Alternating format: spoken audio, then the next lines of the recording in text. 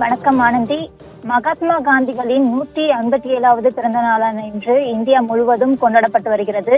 அதன்படி தமிழக அரசு சார்பில் சென்னை எழும்பூர் அரசு அருங்காட்சியகம் வளாகத்தில் அமைந்துள்ள அவருடைய திருவுருவ சிலைக்கு முதலமைச்சர் மு.க.ஸ்டாலின் மாலை அணிவித்து மலர் தூவி வருகிறார். குறிப்பாக காந்தியடிகளின் 1869ஆம் ஆண்டு அக்டோபர் 2ஆம் நாள் போர்பந்தரில் பிறந்தார். தனது 18ஆம் வயதிலேயே பள்ளி படிப்பை முடித்து சட்ட படிப்பை இங்கிலாந்து சென்று முடித்தார். காந்தி ஜெயந்தி அக்டோபர் 2ஆம் தேதி ஒவ்வொரு வருடமும் கொண்டாடப்பட்டு வருகிறது. இந்திய சுதந்திர போராட்டத்தின் அகிம்சை என்ற அறவழி போராட்டத்தின் மூலம் வெற்றிகளை பெற்றவர் காந்தி. அறவாழ்க்கை, நேர்மை, துணிச்சல், அமைதி, ஏழ்மை என பல்வேறு விஷயங்களுக்கு இன்று வரை உலகத்துக்கே எடுத்துக்காட்டாக விளங்கி வருகிறார்.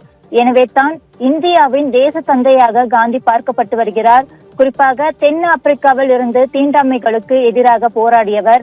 அண்ணல் காந்தியடிகளின் வலிமையான ஆயுதங்கள் கொண்டிருந்த ஆங்கிலேயர்களை எதிர்த்து அகிம்சை வழியில் போராடி இந்தியர்களுக்கு சுதந்திரம் பெற்று தந்தவர் என்பதால் இந்தியாவின் தேச தந்தை காந்தியடிகள் என போற்றப்பட்டு வருகிறார். அதே போல தன் வாழ்நாளின் இறுதி வரை சுயநலமற்ற சிந்தனைகளாலும் சமூக சீர்திருத்தங்களினாலும் அவரை மகாத்மா காந்தி என்று மக்கள் அழைத்து வருகிறார்கள்.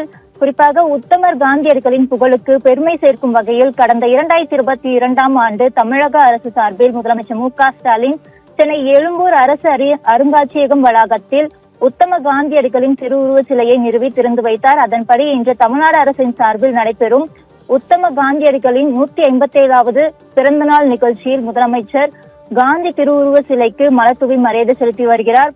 இதில் அமைச்சர்கள் மா. சுப்பிரமணியன், சேகர் பாபு, சுவாமிநாதன் மற்றும் சென்னை மாநகராட்சி மேயர் பிரியாராஜன், துணை மேயர் மகேஷ்குமார், தொடர்ந்து அரசு உயர் அதிகாரிகள் என பலரும் பங்கேற்றுள்ளனர். ஆனந்தி.